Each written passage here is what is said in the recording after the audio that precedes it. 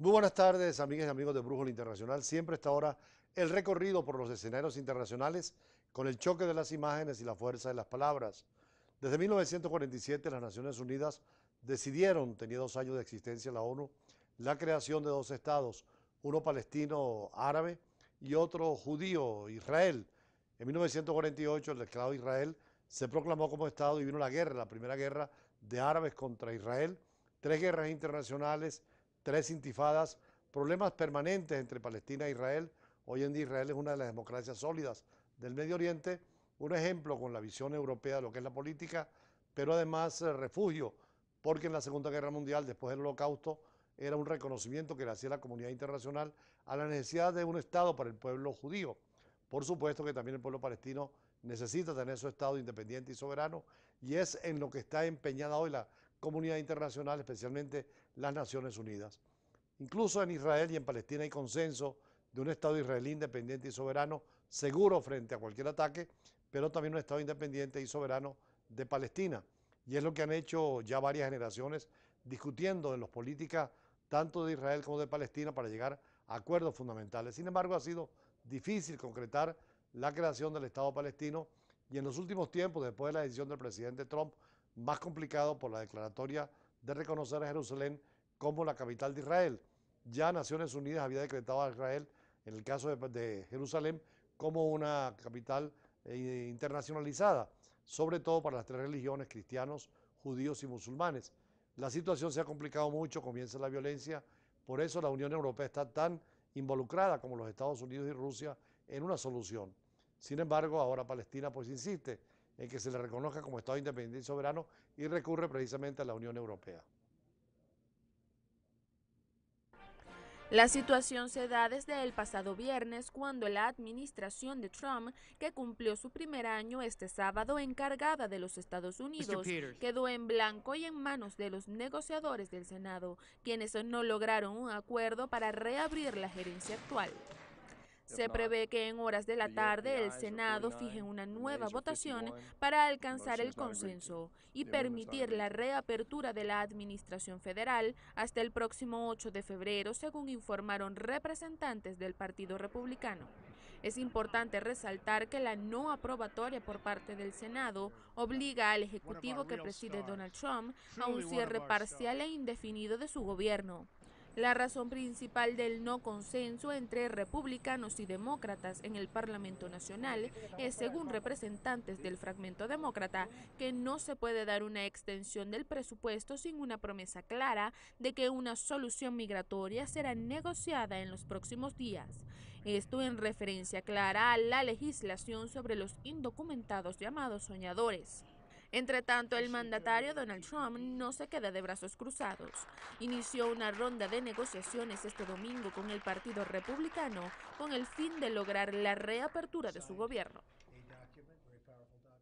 Para el presidente Barack Obama es una derrota más al año de tener el ejercicio de su gobierno en los Estados Unidos. Ya había sido derrotado en 2 elecciones parlamentarias donde los demócratas anuncian ya que lo que va a ser en noviembre las elecciones de medio término seguramente seguirán derrotándolo y ahora al año de su gobierno esta dificultad que se le ha presentado en la no aprobación del presupuesto sigue siendo muy incómoda. Ya el presidente Barack Obama tuvo dificultades pero logró superarlas. Sin embargo, el tema del muro con México, la situación de las 2 Coreas, el problema de desconfianza en la Unión Europea, problemas que se le han presentado a Donald Trump, que aunque ha tenido éxitos económicos en lo político pareciera tener muchas dificultades. Y decíamos precisamente que la Unión Europea y los palestinos están tratando de ser reconocidos como un Estado independiente, pero naturalmente que obligará tarde o temprano, y así la línea de la Unión Europea como los Estados Unidos y los propios rusos, a una conversación bilateral entre Israel y Palestina.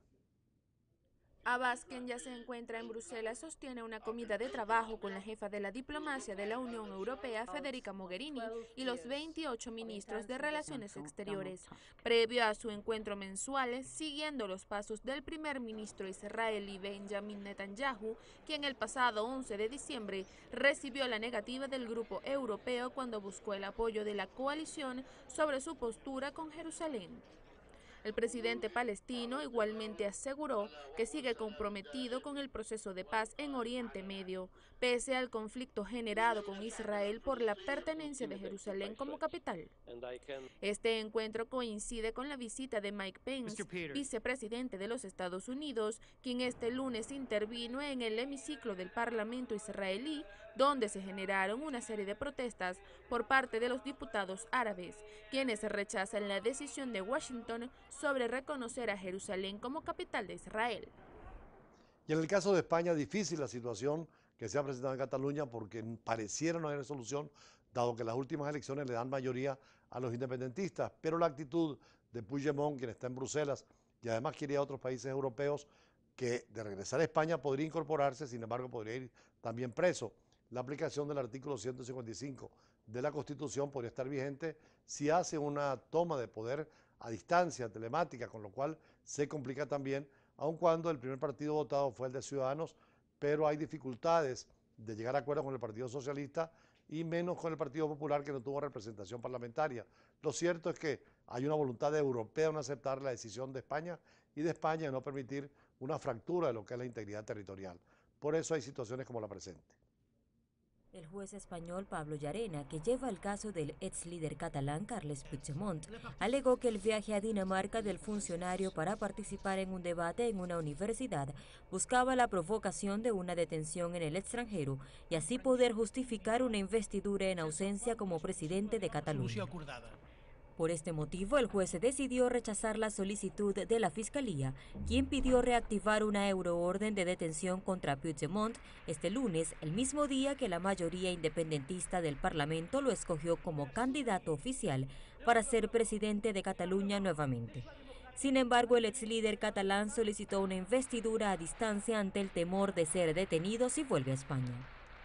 Recordemos que Puigdemont, quien se encuentra en Bélgica desde hace 3 meses, y otros funcionarios del gobierno depuesto de Cataluña fueron imputados por rebelión y sedición por su rol en el proceso independentista de Cataluña el 27 de octubre. Posteriormente, la justicia española emitió una orden de captura contra Carles Puigdemont en noviembre, y dicha medida fue retirada al mes siguiente para evitar diferencias entre la justicia belga y la española.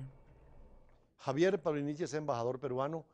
recién llegado al país, pero en funciones no de embajador del Perú, sino con un cargo muy importante que es secretario permanente del Sistema Económico Latinoamericano, un mecanismo de integración muy importante a nivel de lo que significa la integración en el continente y, por supuesto, de la necesidad de que los países nuestros vayan por la vía económica a mayores espacios geopolíticos y geoeconómicos. Tuvimos la oportunidad de conversar con él y hablar sobre la importancia que tiene la integración latinoamericana, lo que representan los retos de América Latina y esa primera instancia que es un paraguas para otros mecanismos de integración, como son el Mercosur, UNASUR o en el caso centroamericano la integración centroamericana, el CARICOM y todo lo que significa América Latina y el Caribe. Veamos lo que nos dijo el secretario permanente del CELA. CELA significa Sistema Económico Latinoamericano y del Caribe. El CELA se encarga de fortalecer la integración regional. La integración regional es un mecanismo mediante el cual aúna a los países, establece políticas de preferencia comunes en el ámbito económico, comercio e inversiones, a fin de elevar el nivel de estándar de sus poblaciones. El CELA cuenta con una serie de acuerdos con diversos mecanismos de integración regional y subregional en la región, así como también en el exterior. Este año nuestra prioridad está establecida para fortalecer la internacionalización de las pequeñas y medianas empresas de la región. El CELA está conformado por 26 países miembros, tanto de América Latina como del Caribe, es decir, de América del Sur, América Central y el Caribe. Está regentada por un Consejo Latinoamericano, que es su órgano decisorio de más alto nivel, y la estructura administrativa del CELA está integrada por 3 direcciones: la Dirección de Cooperación e Integración, la Dirección de Estudios y Propuestas y la Dirección de Tecnologías de la Información. Por primera vez este año vamos a iniciar un programa y actividad sobre ecoturismo vinculado a fortalecer el desarrollo sostenible, con una actividad que va a ser celebrada en Bahamas. El mensaje que diría es que continúen creyendo en la integración regional, que es muy importante para poder fortalecer las relaciones entre los países y para que los ciudadanos se sientan más latinoamericanos como otros esquemas de integración. Muy importante el acercarnos a los altos representantes diplomáticos acreditados en Venezuela y sobre todo con el CELAC, que es una instancia que hay que conocerla más porque incentiva la integración regional a nivel latinoamericano y del Caribe. Precisamente el nuevo secretario permanente del CELAC, el embajador peruano de carrera, viene a fortalecer su actividad dentro de la integración latinoamericana y por supuesto Venezuela es uno de los factores más importantes para esa integración, por ahora miembro del Mercosur, pero también antiguamente miembro de la Comunidad Andina de Naciones y por supuesto miembro de todo lo que es el Sistema Suramericano de Integración y a nivel de las relaciones con el Caribe. Más adelante vamos a hablar con Ayarit Pérez, quien es asesor financiero, sobre un tema que está muy en el tapete, son las criptomonedas. Sobre eso vamos a conversar con una especialista en la materia.